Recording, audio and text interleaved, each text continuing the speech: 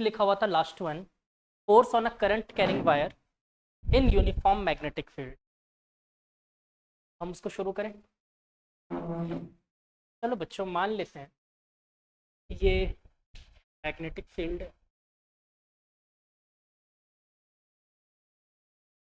ऐसा क्यों मान?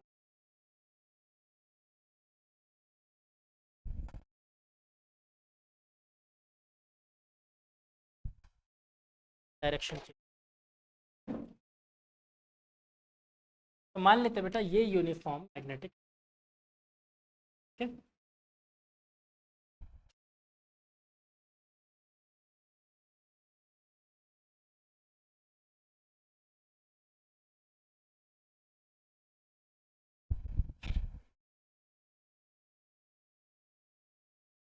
तो ये यूनिफॉर्म मैग्नेटिक फील्ड है बेटा। इस मैग्नेटिक फील्ड में एक वायर है मेरे पास। इस वायर में करंट फ्लो हो रहा है इस तरह आई, ठीक है। करंट इस तरफ फ्लो हो रहा है और ये हमारे मैग्नेटिक फील्ड के साथ एक एंगल क्रिएट कर रहा है। एंगल को नाम थीटा, ठीक है। हाँ बेटा,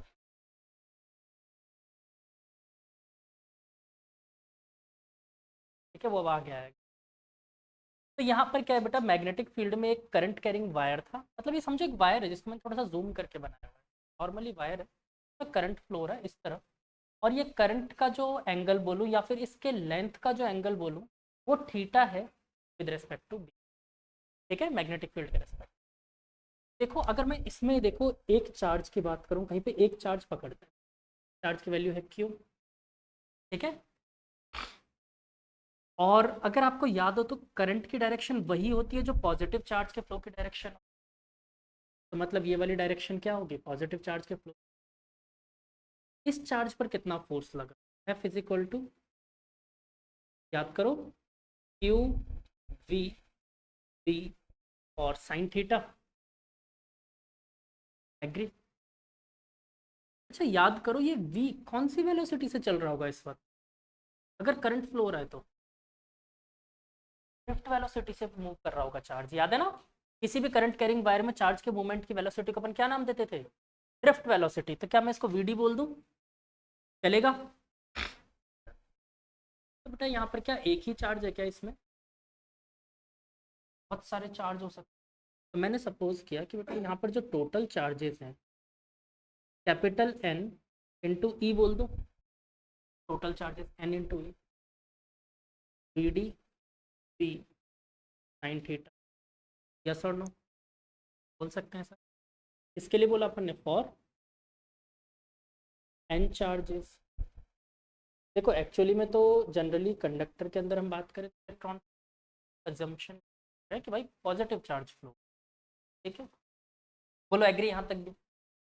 अगर आप सबको याद हो स्मॉल एन एक टर्म हुआ करते थे, वो क्या होता था, नंबर ऑफ टोटल चार्जेस पर यूनिट वॉल्यूम। तो माना इस वायर की लेंथ जो है बेटा वो लेंथ है एल, और एरिया ऑफ क्रॉस सेक्शन जो है इसका वो है,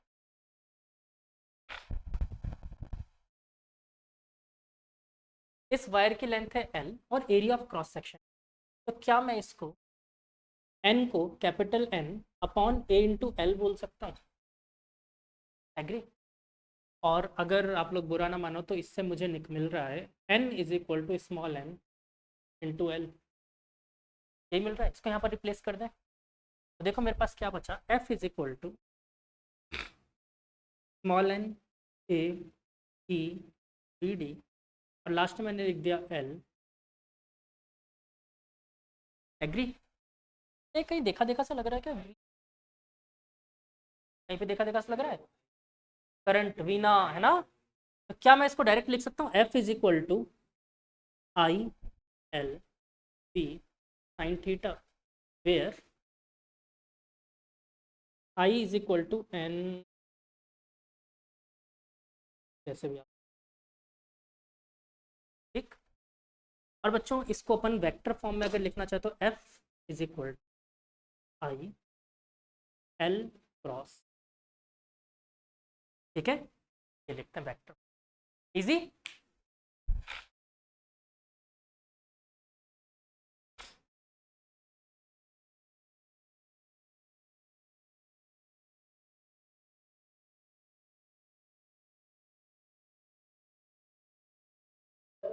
हाँ बेटा, दोबारा बता दो ये। n equal to n by l वाला n क्या है? बेटा एक capital N number of charges, इसके अंदर टोटल नंबर ऑफ चार्ज था कैपिटल एन, और स्मॉल एन हम लोग लेते थे बेटा number of charge per unit volume drift velocity में, यही तो किया था अपन ने। देखो वहां पर लिखा भी है आपने इसको ड्रिफ्ट वेलोसिटी में इन दोनों टर्म्स।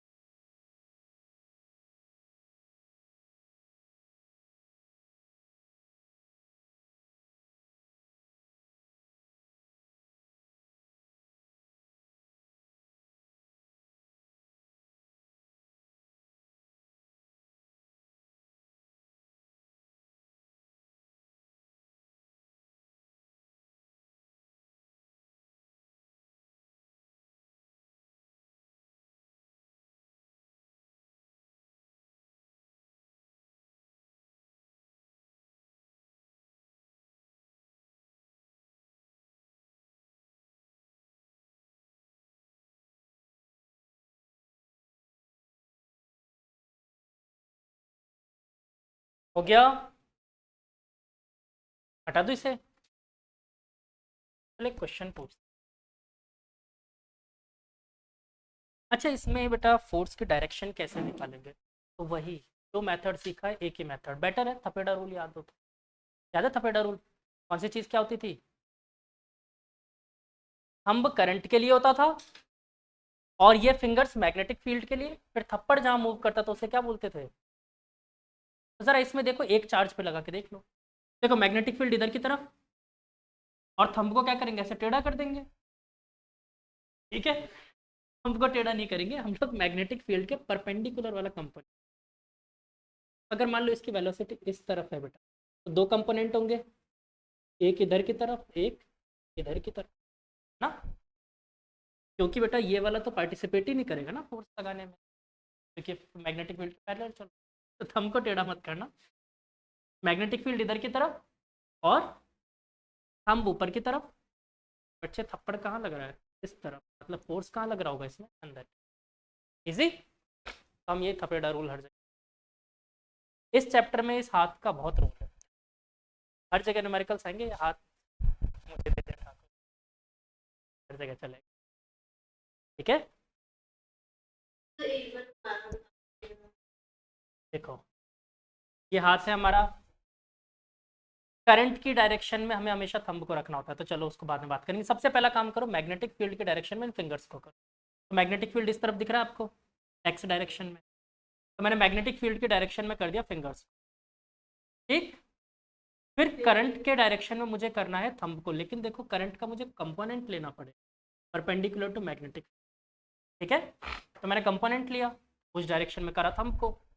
अब देखो थप्पड़ किधर मूव कर रहा है, बोर्ड के अंदर, तो ये होगा हमारे फोर्स का डायरेक्शन। बस ये राइट हैंड से करना है, कोई लेफ्ट हैंड से मत करने लग जाना। हाँ फ्लेमिंग्स लेफ्ट हैंड रूल जरूर होता है, हाँ उससे कर, उससे चाहो तो करके देख। आई बी एफ, आई ये रहा ऊपर, बी इधर, फोर्स अंदर।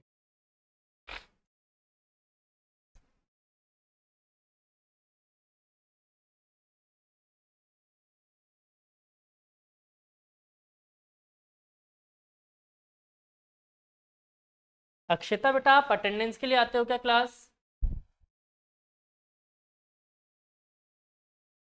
कल भी गायब हो गए थे आप लास्ट क्लास में।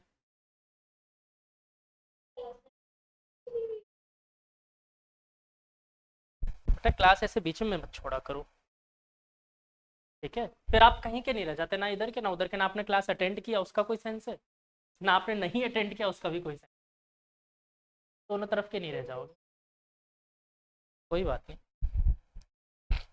नहीं, स्कूल जाते हैं ना हम लोग अटेंडेंस के लिए, मैंने इसलिए पूछा कि हम अटेंडेंस के लिए आते हैं, ऐसा कुछ नहीं है। चलो, हाँ तो एक क्वेश्चन पूछ रहा था मैं आप लोगों से। तो बेटा ये रहा मैग्नेटिक फील्ड, और इसमें अच्छा ये पूरा मैग्नेटिक फील्ड है यूनिफॉर्म, अच्छा ये सारे यूनिफॉर्म मैग्नेटिक फील्ड। इसमें एक वायर रखा हुआ है ऐसे, which is making an angle 60 degree with the horizontal. Current ऐसा फ्लो हो रहा है, ठीक है आई। फटाफट इसमें फोर्स बताओ कितना है। लेंथ इसकी एल है, करंट आई है, एंगल जो हो रहा है वो 60 डिग्री में बना रहा है हॉरिजॉन्टल के साथ, जल्दी बताओ। हाँ बेटा,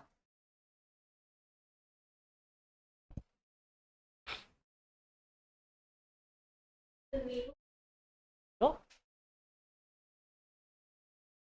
हाँ एक बच्चे का आंसर आया ILB√3/2।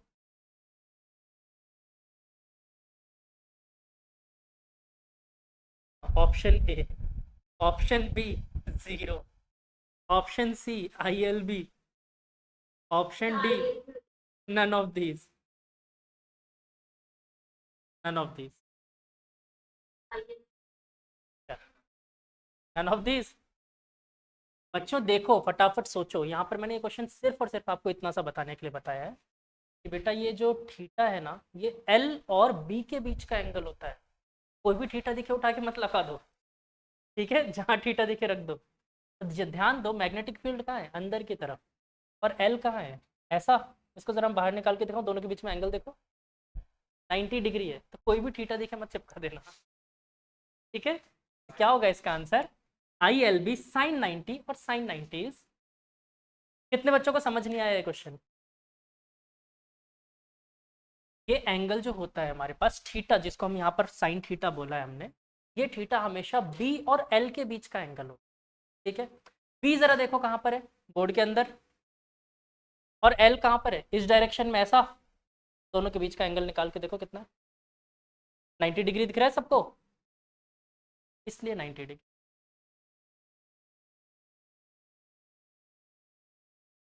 हाँ, एक और बात, फोर्स की डायरेक्शन कौन सी, अच्छा ये मान लो ये एक्स एक्सिस है,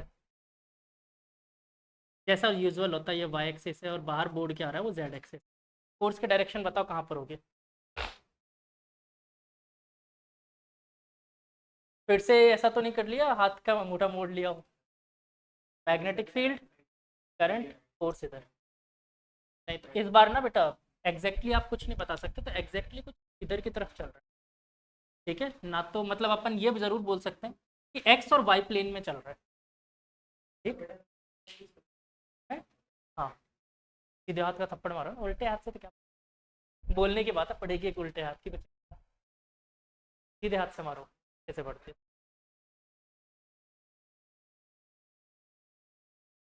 बोर्ड के अंदर की तरफ जा रही है, आ नहीं रही है।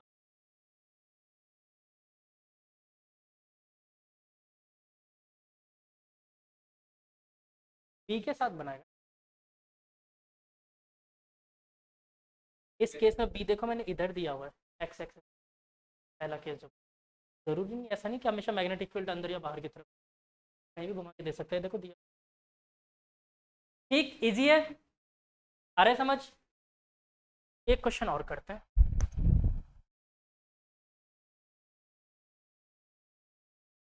बेटा अभी से जितने भी क्वेश्चन कराऊंगा उसके नीचे 2 लाइन की जगह छोड़ देना, एक अल्टरनेट मेथड बताऊंगा मैं बाद में, पहले सारे क्वेश्चन करवाऊंगा फिर बाद में अल्टरनेट मेथड बताऊंगा। क्या,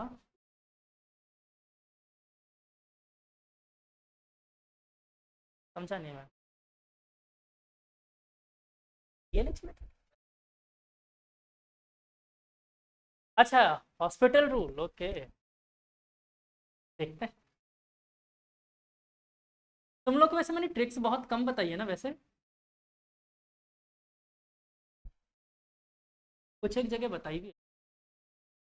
शुरू में एक आध जगह ट्राई की थी, लेकिन तुम लोग तो गलत लगाते हुए देख कर फिर मैं ट्रिक के साथ रिस्क लेना नहीं चाहिए। मैंने याद हो तो तुम लोग को एक आध ट्रिक बताए थे उनके, कि 2 बॉल्स ऐसे ड्रॉप किए, इनके बीच के सेपरेशन के लिए अपन कैलकुलेट टाइम के साथ रिलेशन की ट्रिक्स बता दी थी मैंने, पर देखा तुम हर जगह उसको चिपकाने लग गए, बंद कर दिया। वरना मेरे पास वो पुली वाले और ये सब। हाँ, पुली में भी ट्रिक्स दी थी मैंने, एक्सेलरेशन का रेशियो निकालने का डायरेक्ट। हाँ, वो सब मैंने कुछ एक ट्रिक्स तो ऐसे बताई थी, पर मैंने छोड़ दिया बाद में। इसकी ये काम सॉल्व करना सीख, क्योंकि अब अपने साथ वो गेम है ही नहीं कि मुझे टाइम बचाना है बहुत, खाली बैठे रहते हैं।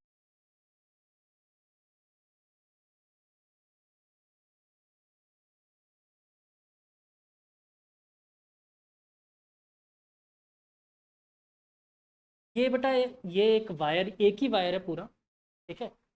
इन दोनों के बीच का एंगल है 90 डिग्री, दोनों की लेंथ एल एल।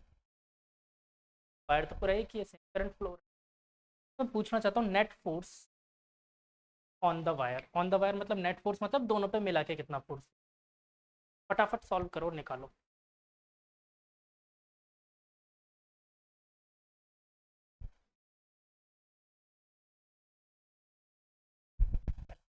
निकालो डायरेक्शन तो। देखो सबको थीटा 90 डिग्री, 90 डिग्री दिख रहा है, आई एल भी लग रहा होगा, खत्म। अब डायरेक्शन देखो, अब देखो इधर। क्या बेटा? ठीक है, सॉल्व करके निकाला पूरा।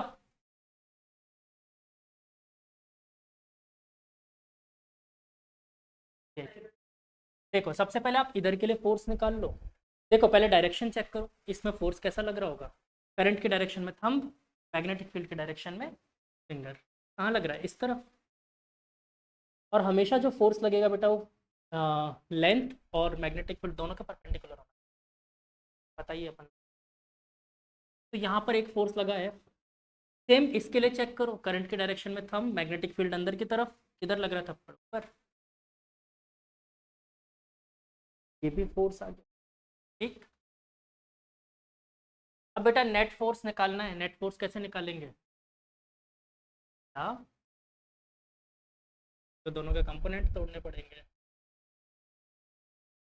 एक ही बॉडी पे लग रहा है तो मैं इसको ऐसे बना दूं, एक पॉइंट पे मान के। एक फोर्स इधर लग रहा है, एक फोर्स इधर लग रहा है।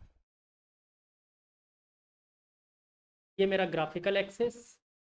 दोनों 90 डिग्री का डिफरेंस है बेटा, दोनों फोर्स। ये बात मान लो सब, दोनों फोर्स में 90 डिग्री का डिफरेंस। इसके दो कंपोनेंट टूटेंगे, एक इसका भी इधर की तरफ प्लस इसका भी इधर की तरफ। मैं कंपोनेंट की वैल्यू अभी नहीं लिख रहा हूँ क्या है। सेम इसमें इधर अपोजिट में भी दो कंपोनेंट आएंगे, ये दोनों एक दूसरे कैंसिल आउट कर देंगे, इक्वल आएंगे।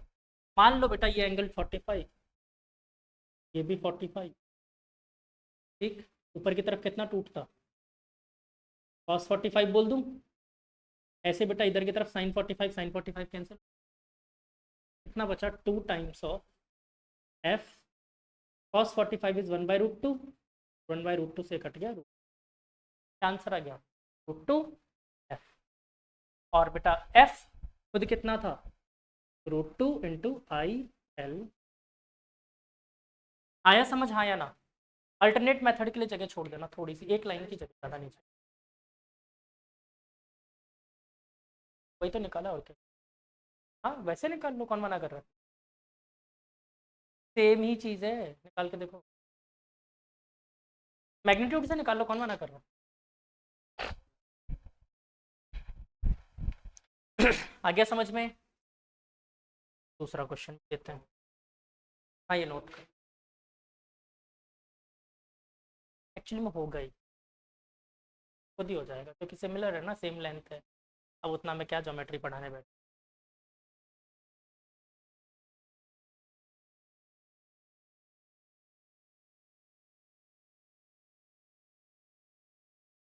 कुछ नहीं तो रिजल्टेंट फोर्स निकाल, दोनों फोर्स का 90 डिग्री निकालते थे। बता देता हूँ रिजल्टेंट कैसे निकाला करते थे। दोनों के बीच का एंगल थीटा 90 डिग्री है, तो कैसे लिखते थे? R is equal to √(a²+b²+2ab cos theta) तो f² + f² +2f² cos 90 0। क्या बचा? √2। एफ की जगह क्या रखोगे? IL।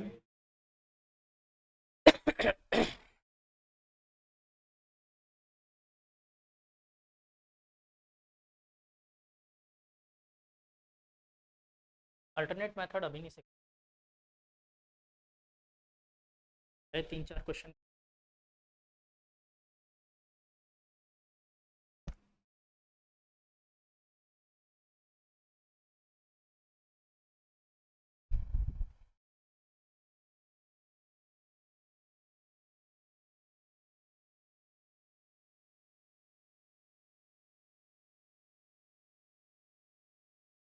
अच्छा मान लो same direction of magnetic field है और एक स्क्वायर लूप में वायर रखा हुआ है, इस पूरे में करंट फ्लो रहा है आई, लेंथ है, मैग्नेटिक फील्ड। फटाफट इसमें टोटल नेट निकाल के।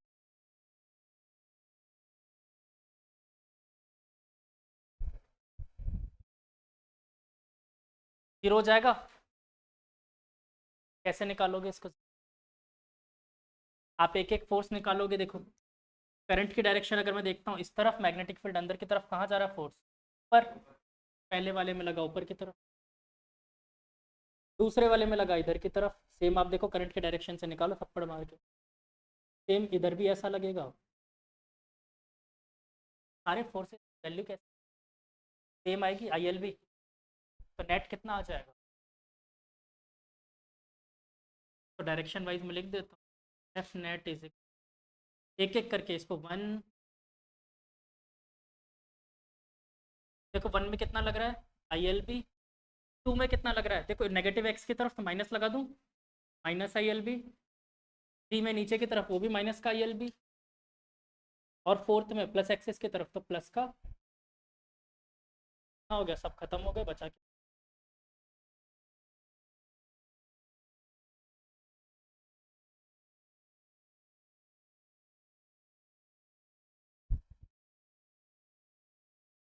बहुत ज़्यादा आसान क्वेश्चन। थोड़ा सा लेवल बढ़ा दूँ?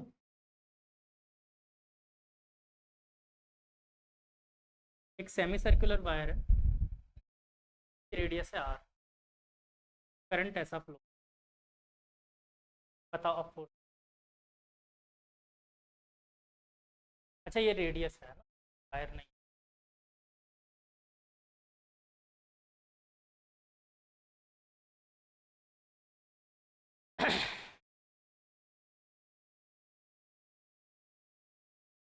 क्या लेंथ? बेटा आपको जीरो कुछ ज़्यादा पसंद है। ऐसा नहीं है, जीरो।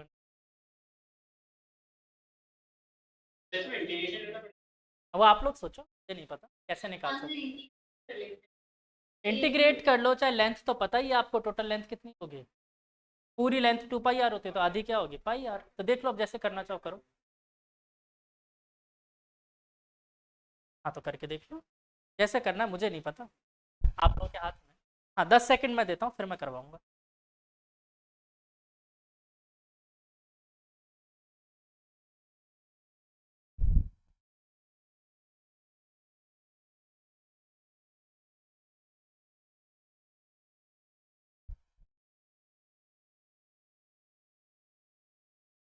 फिर 10 सेकंड। चलो सीखें। पहले एक काम करते हैं, इन दोनों क्वेश्चन के अल्टरनेट मेथड खत्म करता हूँ, फिर उस पर चलो। आप लोगों ने एक चीज़ नोटिस किया कि हम लोग इसमें पहला फोर्स निकाल रहे थे, दूसरा फोर्स निकाल रहे थे, फिर उसका रिजल्टेंट निकाल। हमें ऐसा करने की जरूरत, पता है क्यों? क्योंकि आपने जो पढ़ा है F is equal to I L B sine theta, इसमें ये एल क्या होता है? वायर की लेंथ बोलते हो। पर इसमें एक और काम करो तो भी आंसर आ जाएगा आपका, पता है? अगर मैं इन दोनों के बीच का डिस्प्लेसमेंट लेंथ, जब इन दोनों के बीच में डिस्प्लेस मतलब कहाँ से चलना शुरू किया और कहाँ पर पहुंचे, फाइनल दोनों पॉइंट के बीच का डिस्प्लेसमेंट निकाल लो, डायरेक्ट आंसर आ जाएगा। जैसे कि सोचो A B L, A B L, मैं यहाँ पर डायग्राम बनाऊँ एक बार के लिए, नाम देता हूँ ए बी एल, ये नाम ऐसे ही लिख रहा हूँ ए। जरा देखो ए से सी तक की डायरेक्ट डिस्टेंस कितनी आएगी? ये बी एल √2L आएगी, सबको पता है। तो मैं डायरेक्ट क्या लिख सकता था फॉर्मूला आंसर? √2 मतलब सॉरी आई √2L और थीटा तो 90, तो यही आंसर आ रहा था पहले मेथड। सेकंड में देखो, मान लेते हैं यहाँ से चलना शुरू किया, वापस यहीं पहुँच गए, डिस्प्लेसमेंट कितना, आंसर कितना,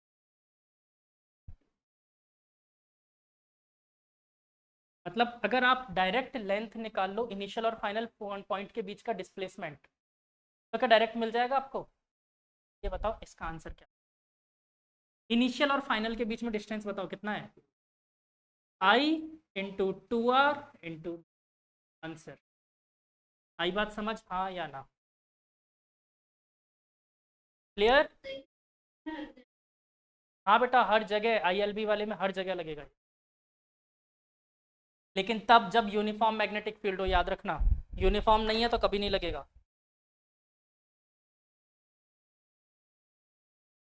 प्रूव कैसे कर सकते हो?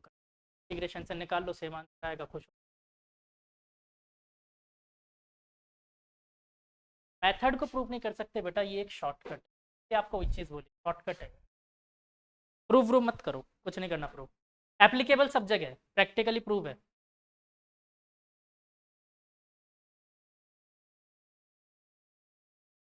हाँ वैसे भी एक बात अथर्व ने बिल्कुल सही बोली, कि ये एल एक वेक्टर क्वांटिटी है, हमें परपेंडिकुलर लेंथ ही तो देखनी थी, प्रोजेक्शन ही तो देखना था इसका, मैग्नेटिक फील्ड के परपेंडिकुलर। समझ रहे हो क्या कह रहा हूँ? परपेंडिकुलर लेंथ या परपेंडिकुलर डिस्प्लेसमेंट ही तो देखना था मैग्नेटिक फील्ड के, वही तो निकाल रहे हैं हम। क्या गुड़िया?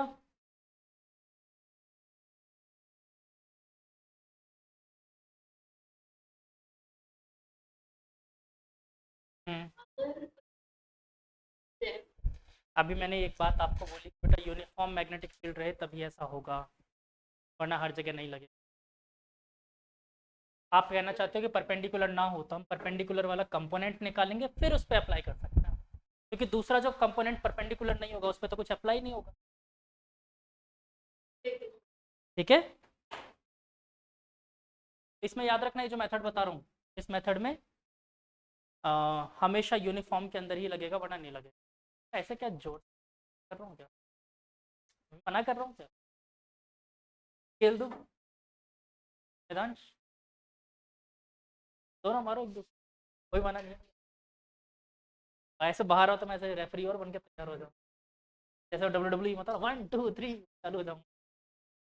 चलो, तो अब बच्चों फटाफट बताओ, अगर मैं आपसे पूछूं कि एक सर्कुलर लूप रखा होता, उसमें कितना फोर्स लगेगा? एक ट्राइंगल रखा होता, खत्म का मतलब, मैं एक चीज बोल सकता हूँ, अगर यूनिफॉर्म मैग्नेटिक फील्ड में कोई भी क्लोज सरफेस रखा हुआ है, उसके लिए नेट फोर्स कितना होगा? याद रखना, एफ नेट 0। ठीक है, हाँ।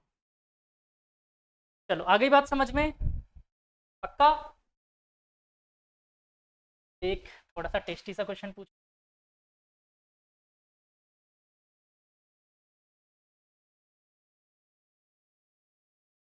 इस क्वेश्चन के लिए पूरे 3-4 मिनट दे।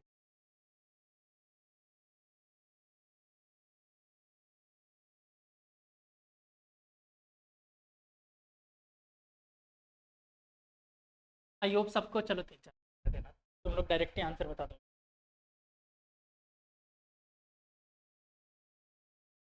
एक पहले बता दो।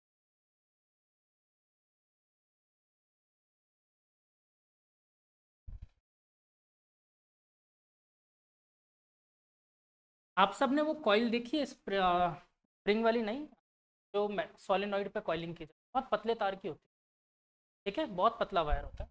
मेरे पास ऐसा ही एक पतले वायर की रिंग थी, जो मैग्नेटिक फील्ड में रखी हुई थी, यूनिफॉर्म मैग्नेटिक, का रेडियस था R, और करंट फ्लो हो रहा था इसमें। और पता है क्वेश्चन क्या पूछ लिया जाता है, what is the tension in the string? आसान है, फोर्स कितना, टेंशन भी 0, और क्या हो जाएगा, गलत आंसर, टेंशन 0 होना जरूरी नहीं, फोर्स 0 होगा। टेंशन 0 क्यों नहीं होगा? अच्छा, फोर्स कौन सा 0 हो रहा है, नेट फोर्स के अंदर तो टेंशन तो लग रहा होगा, हाँ या ना? टेंशन क्यों लग रहा होगा? क्योंकि इस बॉडी को हर तरफ से कोई ना कोई फोर्स पुश कर रहा है। जैसे आप देखो यहाँ करंट फोर्स इधर, डायरेक्शन करंट इधर, डायरेक्शन अपोजिट दे ताकि आप लोग ऐसे डायरेक्शन। अब ज़रा देखो इस पॉइंट पर अगर मैं चेक करूँ, मान लो इस पॉइंट पे चेक कर रहा हूँ, कहाँ लग रहा होगा? इस तरफ, मतलब एक फोर्स लग रहा होगा एफ। सेम इधर भी एक फोर्स लग रहा होगा एफ। आया ना? ऐसे अगर आप ऊपर देखो तो इधर भी एक फोर्स है, इधर भी एक। आया ना? ये सारे फोर्स टेंशन तो क्रिएट कर रहे होंगे। आया ना? अब पंगा ये है, ये टेंशन होगा कितना? ये दे जाए 2-5 मिनट निकालने के लिए टेंशन। 2 मिनट दिया,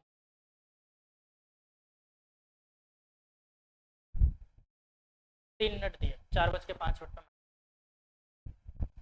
ये लगाओ दिमाग। अब ये तो एनएलएम का क्वेश्चन है।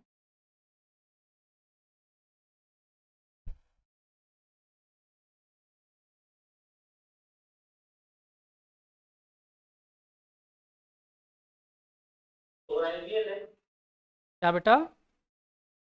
थोड़ा आइडियल। चेक करूंगा बेटा। हाँ।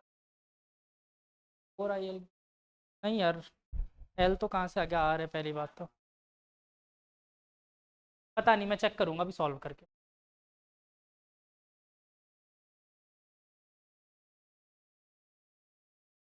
नहीं कर रहे ट्राई तो मैं अभी बता दूं तुरंत।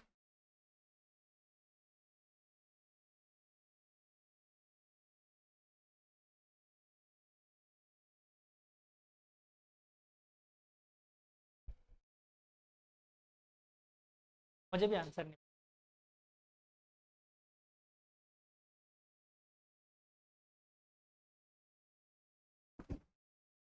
बादल कैसे निकाला तुमने बेटा? चारों को जोड़ दिया? हाँ बादल, क्या किया? चारों फोर्स को जोड़ दिया तुमने? गलत है। क्या बता? फिर क्या? तो गलत है तो मैं बताऊं? ये तुमने किया कैसे? मेरे को नहीं पता गलत है सही है, वो मैं चेक कर लूंगा अभी। पर मैं ये जानना चाहता हूँ तुमने किया कैसे ये। तो मैं ऐसे करती हूँ, इससे पहले। हाँ हाँ। ये रहा। हाँ। हाँ तो ऊपर मैं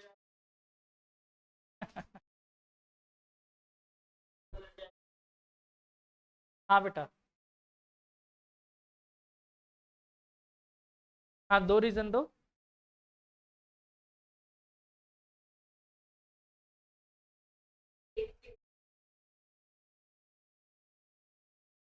हम्म।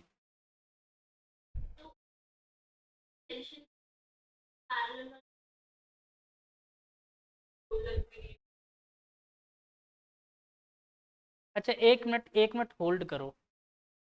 आ, आप लोगों ने फ्रिज का कार्टून डब्बा देखा है? मान लेते हैं वैसा ही मेरे पास एक डब्बा है सिलेंड्रिकल शेप। ठीक। तो ये बड़ा सा सिलेंड्रिकल शेप का डब्बा रख दिया। अब मैंने 4 बच्चों को बोला चारों तरफ भागो। सेम इस तरीके से डब्बा कभी फटेगा थोड़ी? नहीं फटेगा।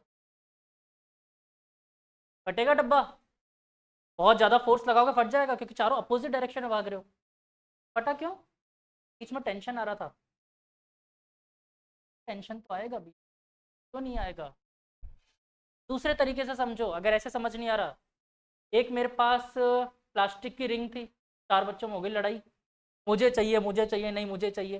चारों मिलके खींच रहे हैं उसे चारों तरफ से, जैसे ये खींच रहे थे। क्या उसके अंदर टेंशन नहीं आएगी? क्या आपका आंसर 0 आना तो मेरी बात का कॉन्ट्रडिक्शन है जो मैंने कहा है? टेंशन तो आएगी। एफ नेट 0 है भाई, उसका डिस्प्लेसमेंट एक्सेलरेशन उसके अंदर नहीं आ रहा, पूरे सिस्टम के अंदर। एफ नेट का 0 होने का मतलब क्या होता है? पूरे सिस्टम में एक्सेलरेशन ना आना। मैं तो आपसे सिर्फ ये जानना चाहता हूँ कि इसके अंदर टेंशन कितनी आएगी।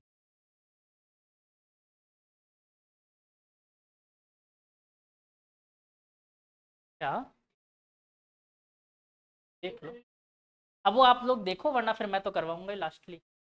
वैसे सब टाइम होने का वेट कर रहे हैं, तो हो गया टाइम। चलो। हाँ बेटा, तो मैंने इसमें से क्या किया, एक छोटा सा एलिमेंट। ठीक है, छोटा सा एलिमेंट काटा। ठीक है? हाँ गुड़िया। नहीं बेटा, शेप चेंज इसलिए नहीं होगी अगर तुम एग्जैक्टली सोचो, तो इसके हर पॉइंट पर अपोजिट डायरेक्शन में एक फोर्स लग रहा है ड्यू टू मैग्नेटिक। हर एक पॉइंट शेप चेंज। ऐसा कोई पॉइंट ब्लाइंड स्पॉट है ही नहीं जहाँ पर फोर्स नहीं लग रहा हो। फोर्स तो हर पॉइंट पे लग रहा है, तो शेप चेंज नहीं हो सकता। ठीक है, तो एक छोटा सा एलिमेंट कट कर लिया। तो मान लो यहाँ पर कट किया एक छोटा सा एलिमेंट। ठीक है, इस छोटे से एलिमेंट की जो लेंथ थी बेटा, रेडियस तो ये कैपिटल आर, और लेंथ जो थी हमारे पास वो लेंथ थी dl। और इस पे एक फोर्स लग रहा है नीचे की तरफ, ये आपको दिख रहा है। लेकिन स्ट्रिंग के हर पॉइंट पर एक टेंशन लग रहा होगा, यस और नो। टेंशन याद है ना, हर जगह लगता है अवे फ्रॉम द बॉडी। यही पढ़ाया था मैंने। ठीक है,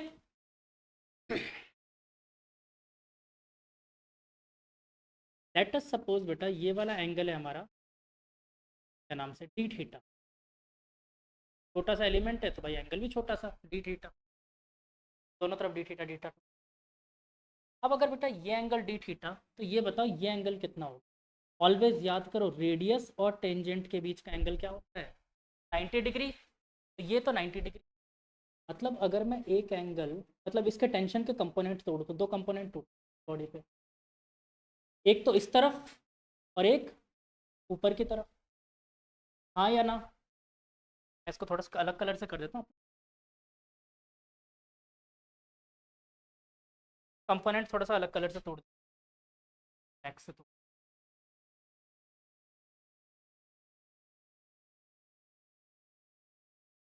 टेंशन के दो कंपोनेंट टूटेंगे, एक इस साइड और एक ऊपर की तरफ। सेम यहाँ पर भी एक इस तरफ और एक ऊपर की तरफ। अब बेटा ये बताओ, दोनों ब्लू वाली लाइन दिख रही है आपको, इन दोनों का एंगल 90, दोनों ब्लैक वाले एंगल्स का एंगल 90। और अगर ये वाला एंगल डी थीटा, तो ये वाला एंगल भी डी थीटा हो जाएगा, हाँ या ना। कितने बच्चों को ये बात समझ कैसे होगा। देखो कुछ नहीं है, जेड बन रहा है तो ये डी थीटा, और उसके बाद ये 90 माइनस डी थीटा, तो ये एग्री। इस तरफ का कंपोनेंट क्या होगा, T cos D theta. Same इधर का भी कंपोनेंट क्या होगा, T cos D theta. Agree.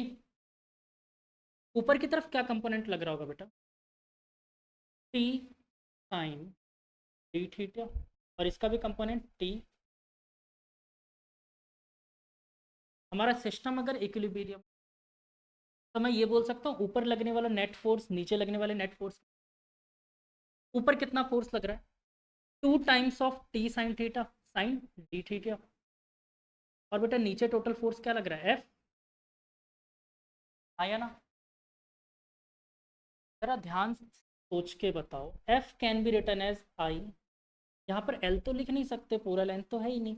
D L length लिया मैंने, छोटा सा लेंथ एलिमेंट डी एल, और बी ये लिखेंगे। एंगल 90 डिग्री है मैग्नेटिक साथ, ये तो आप सबको ये लिख सकते हैं। और यहाँ पर क्या होगा, 2t डी थीटा।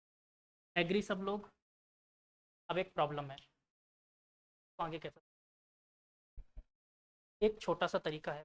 बस हम ये जानते हैं एंगल हमने बहुत छोटा सा अज्यूम किया हुआ है, तो क्या मैं साइन डी थीटा को approximately equal to D theta बोल सकता हूँ, यस और नो।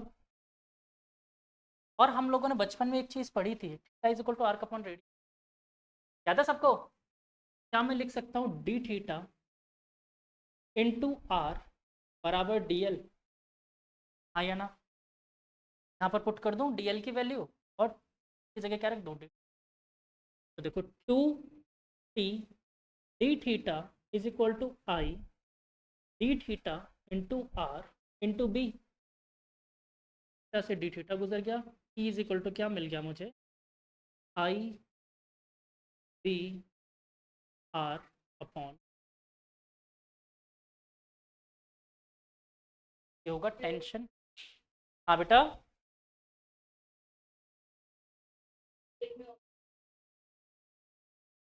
हो सकता है।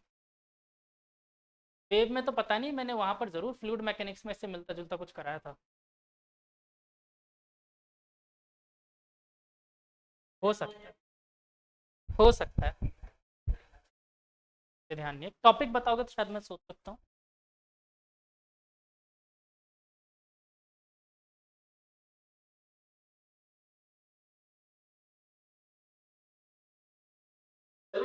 वो स्ट्रेट को वेव की तरह मतलब। हो सकता है होगा। हाँ हाँ बेटा है।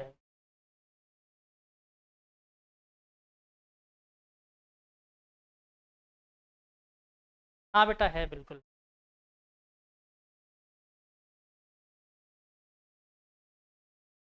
क्या उसमें दिमाग लगाना, होगा कुछ।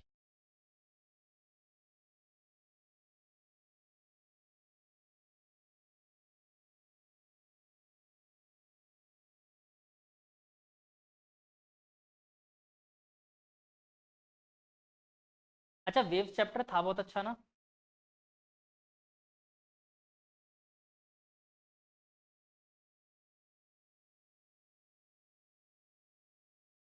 एसएचएम तो बहुत अच्छा चैप्टर, एसएचएम तो अच्छा है, वेव्स बहुत गंदा लगता है।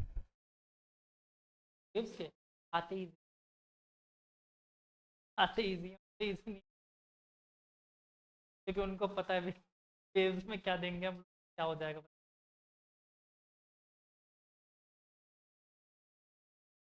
ऑप्टिक्स एक्चुअली में 12th क्लास में सबसे अच्छा चैप्टर, इंटरेस्ट बना रहता है एटलीस्ट फिजिक्स में। अगर ऑप्टिक्स ना हो ना तो तुम लोग का फिजिक्स पर देखने का मन ना करे, क्या पता नहीं फिजिक्स क्या दे दिया ये। 12th क्लास में तो थोड़ा अजीब है, मतलब अगर पसंद आ गई तो बहुत ही पसंद आएगी, नहीं तो बहुत ही गंदा लगेगा।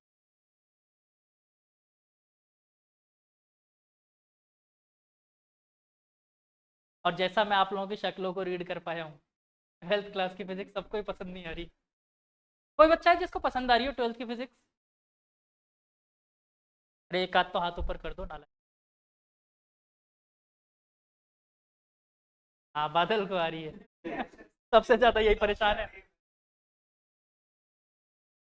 मेरी बात रखने के लिए हाथ ऊपर।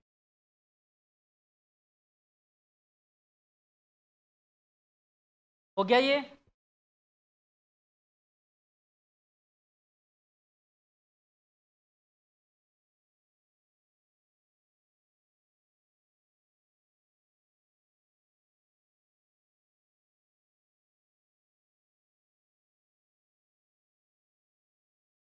अच्छा, अब इसके क्वेश्चंस कैसे कैसे आते हैं मैं तो,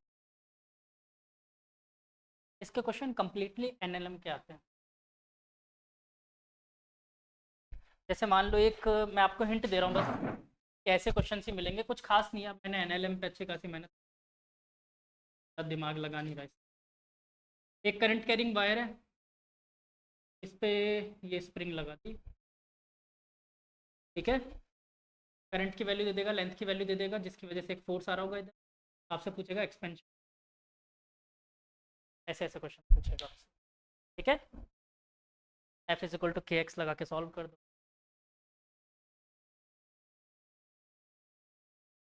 माइनस तो देखने के लिए था ना, न्यूमेरिकल वैल्यू तो के एक्स, अपन डायरेक्शन वैसे ही ले लेते थे लंबी। हाँ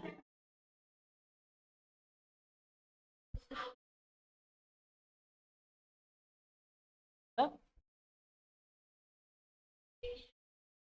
हाँ आप चाहो तो इफेक्टिव वो निकाल लो ना, सीरीज कॉम्बिनेशन पैरेलल कॉम्बिनेशन पढ़ा तो था आपने ऐसे स्प्रिंग का,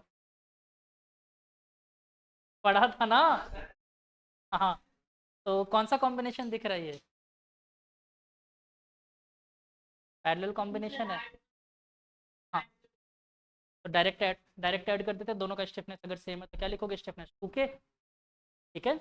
और नीचे क्या है, एफ है, तो 2k into X is equal to F, F की वैल्यू आपकी आई एल वी जो that is equal 2k X निकालना था मुझे, आई एल वी अपॉन, ठीक है, सारी वैल्यूज पता होती चिपका दो आंसर।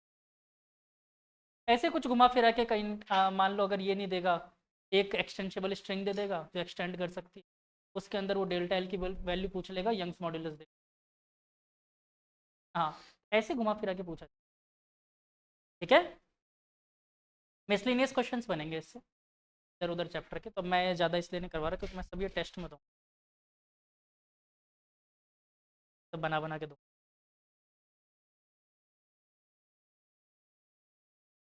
फ्रिक्शन के लिए पूछ सकता है, हाँ, एक प्लैंक पे रख देगा एक करंट कैरिंग वायर को और उस पर फ्रिक्शन लगा देगा, बताओ ये रहा। एनएलएम के क्वेश्चंस आएंगे इसमें। चलो, अच्छा बच्चों, अगर नॉन यूनिफॉर्म मैग्नेटिक फील्ड में रखा हो कोई चार्ज पार्टिकल या कोई भी पार्टिकल, तो उस पर कितना क्या फोर्स, मैं क्वेश्चन देता हूँ आप लोगों को। हाँ, अब हर बार इंटीग्रेट करना, तो एक क्वेश्चन मैं देता हूँ आप लोगों को, वो निकालते हैं, फिर अपन फटाफट 1 एम्पियर भी डिफाइन कर लेंगे, फिर आज की छुट्टी,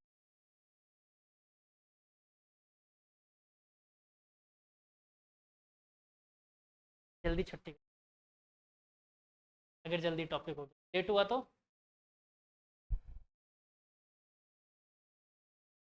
चलो, तो एक नेक्स्ट क्वेश्चन करते हैं हम लोग, ताकि अच्छा सा आसान सा, इनफाइनाइट वायर।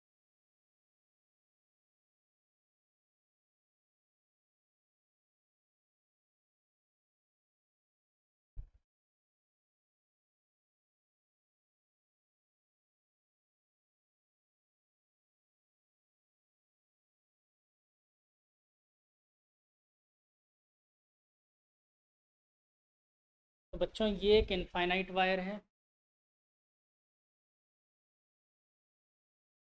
इसमें करंट फ्लो हो रहा है, ठीक है? यहाँ पर एक दूसरा फाइनाइट लेंथ का वायर है, ठीक है, फाइनाइट लेंथ का वायर है, कैसे रखा हुआ है, इसकी लेंथ मान लेते हैं अपन एल, और यहाँ से इसकी डिस्टेंस मान लेते हैं एक्स, ठीक है, एक्स की जगह वाई, वाई ले लो, ये डिस्टेंस वाई एज्यूम। अब आपसे पूछा जा रहा है इसके अंदर भी करंट फ्लो, इस करंट की वैल्यू भी दे आई, इसको आई वन कर, या दोनों में आई ले लो, हटाओ, दोनों में करंट आई। ये बताओ इस वायर पे, इस इनफाइनाइट वायर की वजह से कितना फोर्स,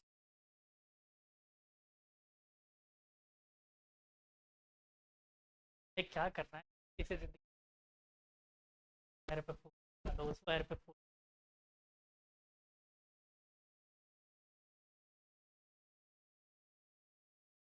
फाइनाइट लेंथ वायर पे।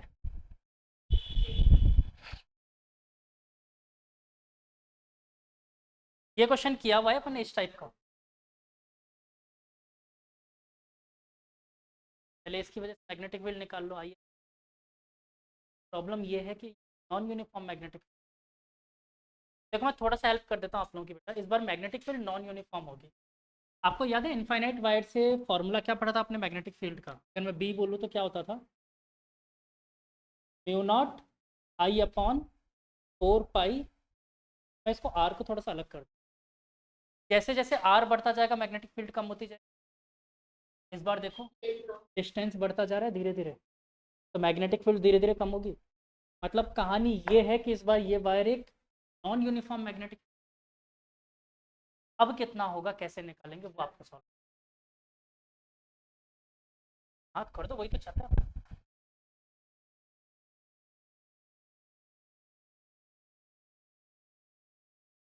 सही करोगे, बिल्कुल सही है। ये सेम क्वेश्चन मैंने इस टाइप का करवाया हुआ, तो मैं कहीं ना कहीं मुझे याद आ रहा है, शायद या तो ग्रेविटेशन में मैंने करवाया हुआ है, यहाँ पर फील्ड में इलेक्ट्रिक,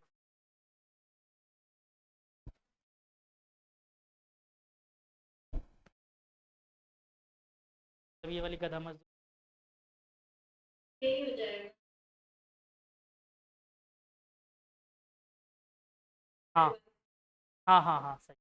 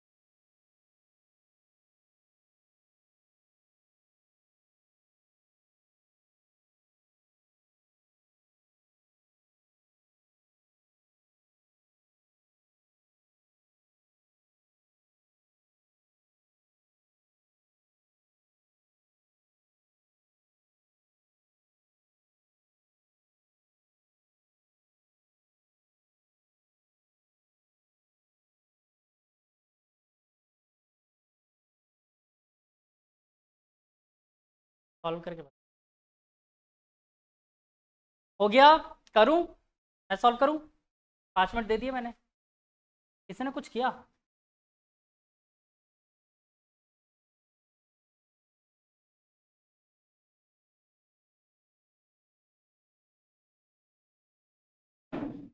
देखो सिंपल सी टेक्निक थी बेटा। एक एलिमेंट कट करो, इस एलिमेंट की लेंथ मानते हैं अपन dx, और इस वायर से इसकी डिस्टेंस मानी x। एग्री? ठीक है, यहाँ तक डिस्टेंस। अब ये बताओ इस वाले वायर की वजह से इस dx पॉइंट पर कितना फोर्स कैसे निकाल सकते हैं? F इज इक्वल टू, बोलो, सॉरी F क्या, मैग्नेटिक फील्ड कितना लग रहा होगा? मैग्नेटिक फील्ड कैसे निकाल सकते हैं? सेम यही formula, B is equal to कितना होगा, mu naught I upon 4 pi X. Yes और नो? अच्छा 4 पाई आता था क्या इनफाइनाइट वायर में? फिर तुम लोगों ने बोला क्यों नहीं?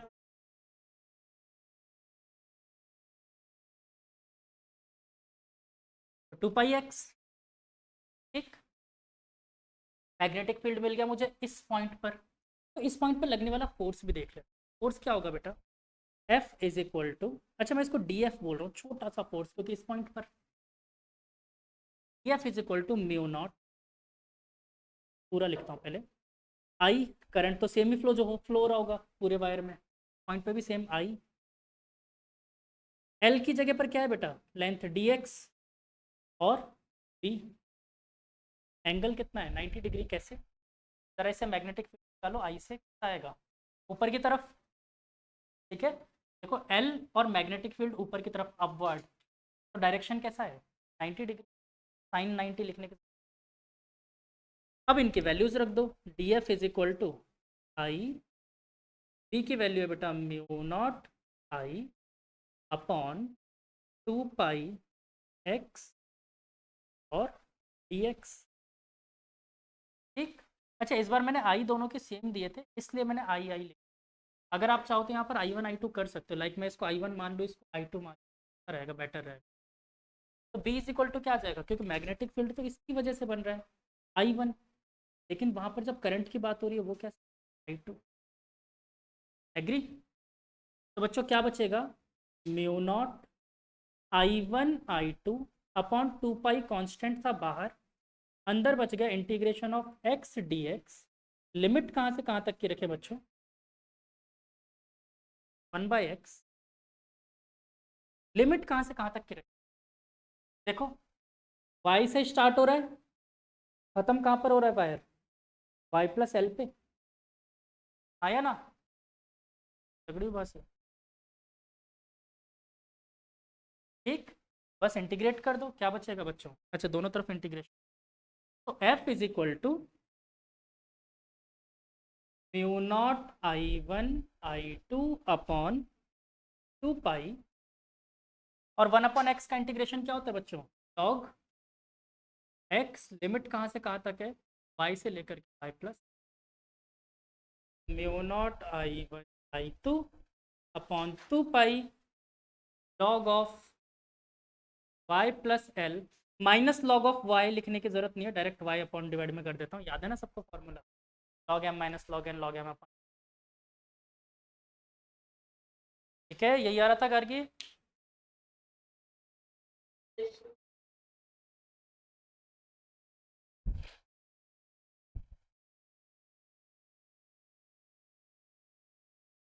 अच्छा, उसने 4 पाई चिपका दिया था। हाँ बेटा, आपने 4 पाई लगा दिया था, तो फिर सही के सेम कैसे आ रहा था?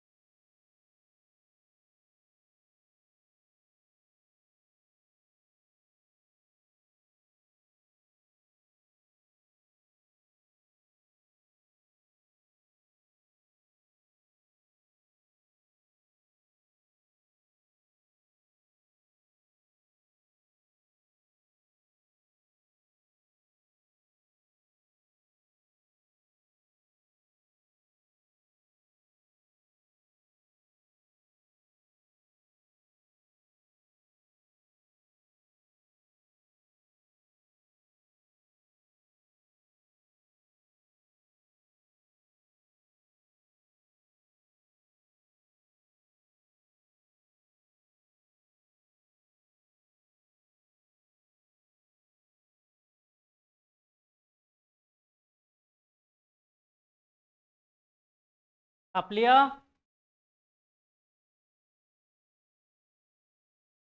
एक टॉपिक डालो, अब थोड़ा इंपॉर्टेंट टॉपिक की तरफ चल रहे हैं अपन।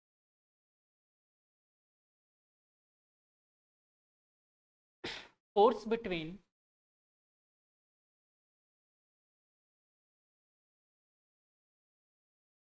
To parallel wires. ये टॉपिक एक्चुअली में हम लोग बोर्ड के बिहाफ पे कर रहे हैं, तो इसमें क्वेश्चन वेरी मिलता है। Two parallel current carrying wire भी लिख सकते हैं। आज ज़्यादा पढ़ लिया क्या अपन ने?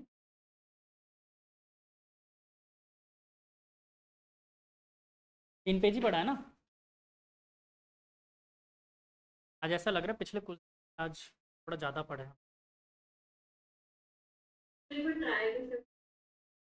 कर सकते हो, करो। पहले मैं डायग्राम ज़रूर बना देता हूँ।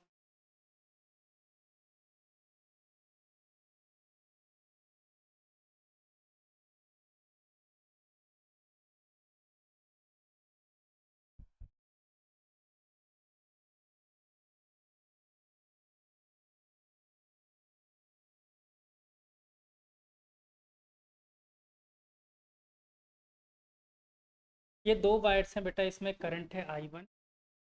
देखो करंट अपोजिट डायरेक्शन में भी दे सकते हैं, I2 सेम डायरेक्शन में। इनके बीच का जो सेपरेशन है, ये सेपरेशन हमने माना D। ठीक है, इस पूरे वायर की लेंथ अभी के लिए मैं मान रहा हूँ L। ठीक है, आगे कुछ चेंज करने वाला हूँ। ठीक है, फिर ये मत कर, और अच्छा कर देता हूँ। मान लो ये इनफाइनाइट वायर है होने के लिए तो दोनों, ठीक है, पर हम लोग L लेंथ के लिए कैलकुलेट करना।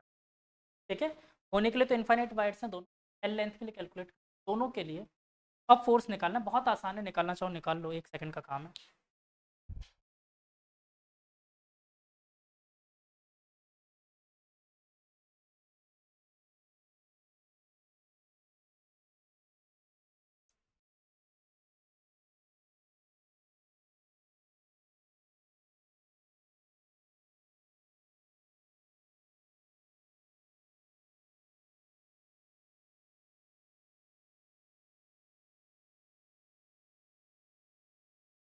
क्या म्यू नॉट,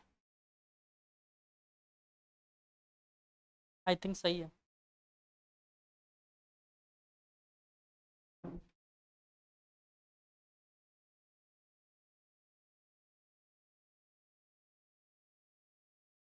हो गया, सिंपल सा था। देखो सबसे पहले तो डायरेक्शन सोचो, इस वाले की वजह से इधर मैग्नेटिक फील्ड की डायरेक्शन क्या होगी, क्रॉसवर्ड। यहाँ पर 1 मिनट के लिए पॉइंट अज्यूम करता हूँ क्रॉस, मतलब ये किसकी वजह से मिल रहा है, इसकी वजह से। क्या इस मैग्नेटिक फील्ड को B1 नाम दे दूँ। सेम इसकी वजह से देखो, करंट ऐसा तो इधर की तरफ कैसा मिल रहा होगा मैग्नेटिक, डॉटवर्ड, नाम क्या दिया। अब किसी के लिए भी सॉल्व कर लो, चाहे इसके लिए कर लो, चाहे F1 can be return as क्या, I1, लेंथ इसकी फिलहाल के लिए L अज्यूम की थी अपन ने, L, और मैग्नेटिक फील्ड कितना मिल रहा है यहाँ पर B2, एंगल कितना मिल रहा है L और B के, B ऊपर की तरफ, L ऊपर की तरफ, मतलब देखो B बोर्ड से बाहर आते हुए, L ऊपर की तरफ 90 डिग्री। तो यहाँ पर देखो, ऐसे दूसरे के लिए क्या लिख सकता हूँ, F2 is equal to I2L B1, आया ना। अब B1 की वैल्यू या B2 की वैल्यू पुट कर दो, तो F1 is equal to I1L, B की वैल्यू क्या रखोगे बेटा, म्यू नॉट B2, मतलब I2 अपॉन 2 पाई डिस्टेंस D, यही होगा। ऐसे बेटा F2 की वैल्यू निकल जाएगी I2L mu naught I1 by 2 पाई, थोड़ा सा इसको ढंग से लिख देता हूँ मैं, mu naught I1 I2 L upon 2 pi D. यहाँ पर भी लिखें F1 is equal to mu naught I1 I2 L by, क्या दोनों तरफ सेम मिल रहा है फोर्स, बिल्कुल। याद है बचपन में पढ़ा था, every action has equal and opposite.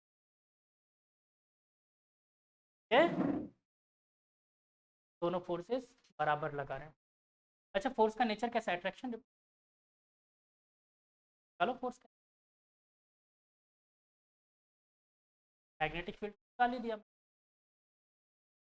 Current की डायरेक्शन वही लेंथ की डायरेक्शन, या तो लेफ्ट हैंड रूल से निकालो। देखो करंट ऊपर की तरफ, मैग्नेटिक फील्ड बाहर की तरफ, फोर्स कहाँ रहा है, लेफ्ट वाले वायर में इधर की तरफ, मतलब ये वाला ब्लॉक किधर मूव करने की कोशिश कर की तरफ, द फोर्स ऑफ F1।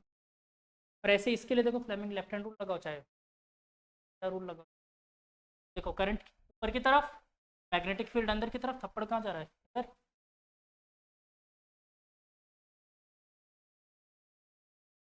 ठीक है, F1 और ये बात क्लियर हुई।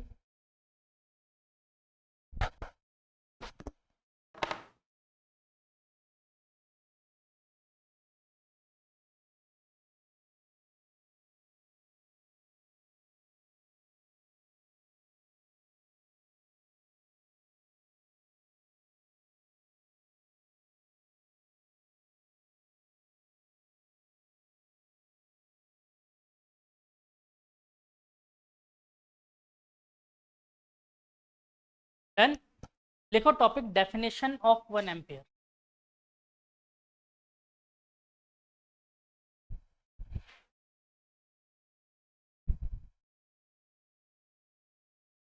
याद रखना बोर्ड के लिए बहुत इंपॉर्टेंट टॉपिक।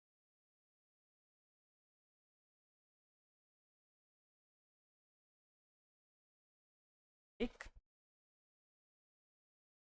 तो बेटा मैं इसमें से कोई सा भी एक फॉर्मूला पकड़ लो, दोनों बराबर ही है। तो मैं F इज इक्वल टू क्या लिख सकता हूँ, मैं थोड़ा यूज कर लेता हूँ। F इज इक्वल टू क्या लिख सकता हूँ, mu naught I1 I2 upon L is equal to, sorry, upon 2 pi. यहाँ पर मैं कुछ चीज़ें पुट कर रहा हूँ, देखो। F by L is equal to mu naught I1 I2 upon 2 pi. कुछ चीज़ें अज्यूम कर रहा हूँ, देखो क्या क्या अज्यूम कर। Let D is equal to 1। ठीक, D is equal to 1 assume. F by L, that is force per unit length, is 2 into 10 to the power minus 7 Newton पर मीटर अज्यूम की। ठीक है, तो अब ज़रा मुझे सोच के बताओ I1 और I2 का प्रोडक्ट कितना, अगर मैं ये फॉर्मूले में रख के देखें। देखो देखो, 2 into 10 to the power minus 7, तो F by L की वैल्यू म्यू नॉट क्या रख सकते हैं, 4 pi into 10 to the power minus 7। ठीक है, I1 I2 as it is छोड़ दिया मैंने, डिवाइडेड बाय 2 पाई, और डी की वैल्यू 1 थी। देखो 2 पाई से गुजर गया 2 टाइम्स, और ये पूरी शक्ल सेम टू सेम है, ये कट गया। I1 इंटू I2 क्या, एग्री? ये बात समझ आई? पहले इतना नोट करो, फिर डेफिनेशन।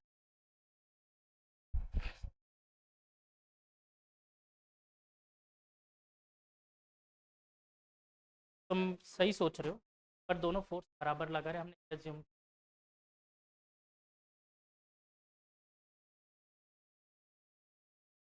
हो सकता है तुम जो कह रहे हो ना कि एक में एम्पियर, लेकिन हम लोग अज्यूम करेंगे दोनों। क्या? मतलब एक के लिए अपोजिट डायरेक्शन मान लो, ऐसा कंपल्शन फोर्स होगा। आपसे मैं एक छोटा सा क्वेश्चन पूछूं, आपके घर में जो करंट कैरिंग वायर्स होते हैं, मतलब ये तो जानते हो एक से करंट आ रहा होता है, दूसरे से आ रहा होता है, उनके बीच में कौन सा फोर्स लगता है, अट्रैक्शन?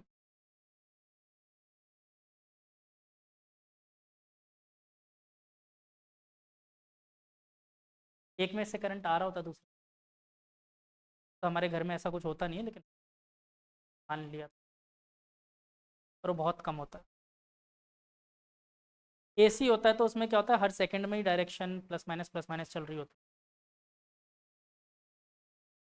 है। एक सेकंड में 50 बार डायरेक्शन चेंज, 60 बार।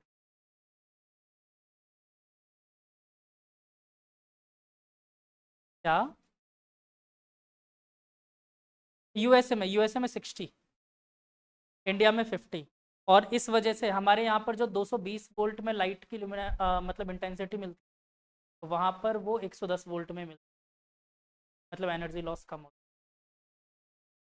और आज हम लोग चाहें तो वो फ्रीक्वेंसी को 1000, 2000, 5000 भी कर सकते हैं। और अगर वो कर दें, तो जो एपरेटस आप लोग 220 वोल्ट पे चला रहे हो, जितनी एनर्जी आपको मिल, वो शायद आपको एक आध वोल्ट पे मिले। ऐसा करने के कितने अरबों रुपए का खर्चा आप ये सोचना पड़ेगा, सारे ट्रांसफॉर्म, सारे इलेक्ट्रिकल लाइंस। उसके बाद सबसे बड़ी प्रॉब्लम, जो गवर्नमेंट ये एक्शन ले, उस गवर्नमेंट की सरकार गिर जाएगी। पता है क्यों? तुम्हें घर का एक एक एपरेटस चेंज करना पड़ जाएगा, वो किसी ने, तो फिर उसे कहीं का नहीं छोड़ोगे। महंगाई बढ़ा दी, महंगाई बढ़ा दी, कोई एक्शन लेना ही नहीं चाहता। हाँ बच्चों, ये लिख लिया? तो लिखो डेफिनेशन ऑफ 1 एम्पियर। अब अपन एम्पियर की डेफिनेशन लिखें। देखो, it is the current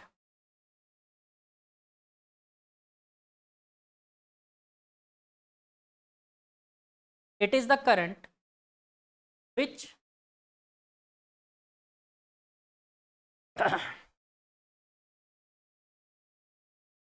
which when flows through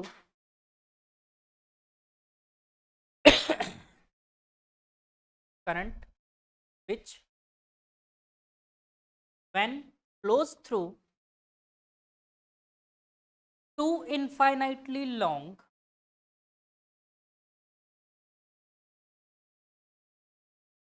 straight conductors, two infinitely long straight conductors, या फिर वायर बोल सकते हैं ना, conductors of negligible cross section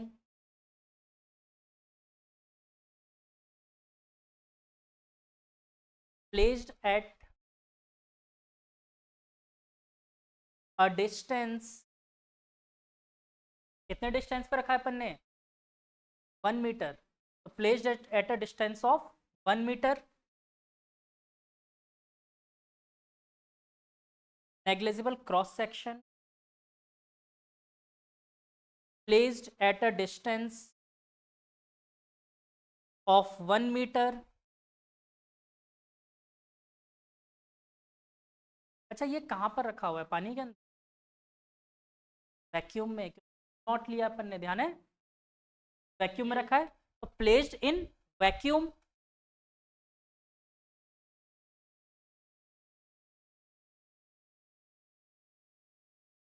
produces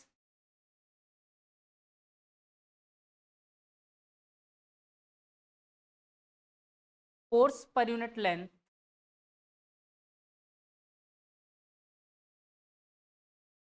कितना, फोर्स पर यूनिट लेंथ कितना है 2 इंटू 10⁻⁷ न्यूटन पर मीटर, है ना, 2 into 10 force per unit, 2 into 10⁻⁷ Newton पर metre, then current between them is said to be 1 ampere।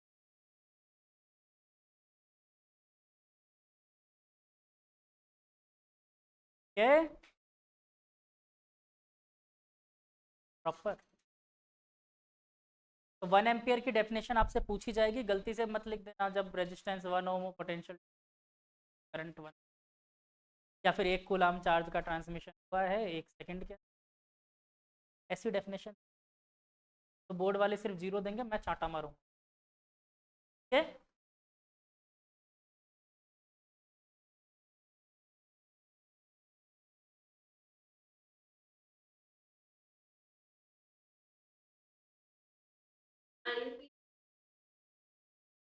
बिल्कुल बेटा, ये इंटरनेशनल एसआई का यूनिट डेफिनेशन, आप लोगों को याद हो तो 11th में मैंने आया था, 7 डेफिनेशन दी थी फंडामेंटल क्वांटिटीज डेफिनेशन, याद हो तो सारी अजीबोगरीब डेफिनेशन सही थी, मैंने जो फोटो,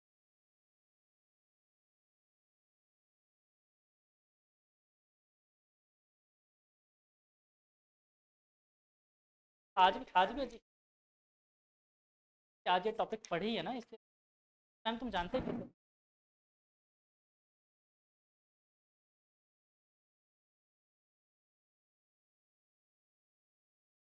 खातों की, चलो मैं ग्रुप पे भेज रहा हूँ सबकी खातों की,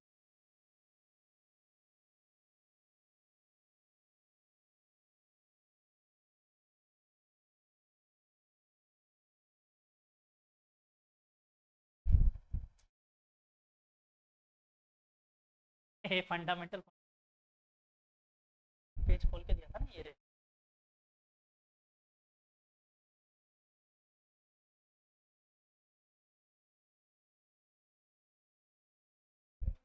नहीं,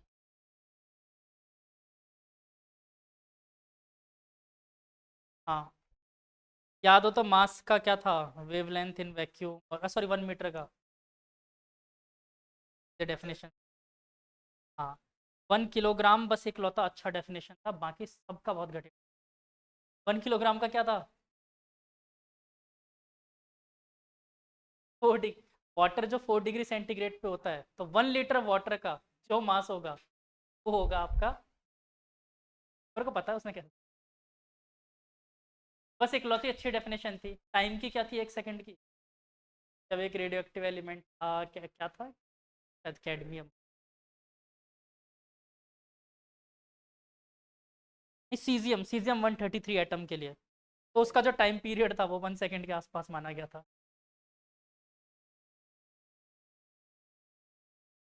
ऐसे बड़े ऑडिटेड डेफिनेशन बनाए हुए थे। मोल की आप लोग बेसिकली है ना 2 डेफिनेशंस बड़े अच्छे से पढ़ते हो, 3 बता दिया मैंने वैसे, अच्छे से एक तो ये करंट वाला 1 एम्पियर, और दूसरा एक मोल की डेफिनेशन 1/12 मास ऑफ कार्बन। बस यही 2 डेफिनेशन है। कैंडेला किसी से कोई नहीं बताएगा, नहीं आता, पक जाए ऐसे।